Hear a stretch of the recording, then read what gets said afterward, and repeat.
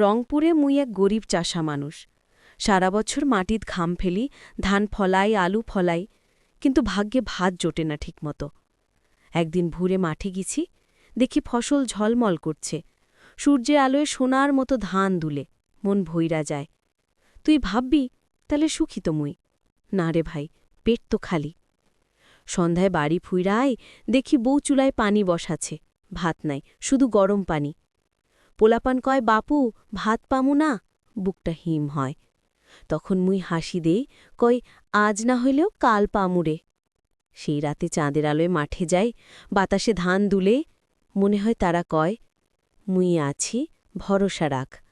আর মুই মনে মনে কই, ভাত না পাইলে কি হইছে, মাটির গন্ধে তো সুখ আছি।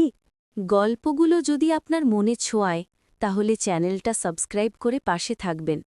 আপনার ভালোবাসাই আমাদের অনুপ্রেরণা।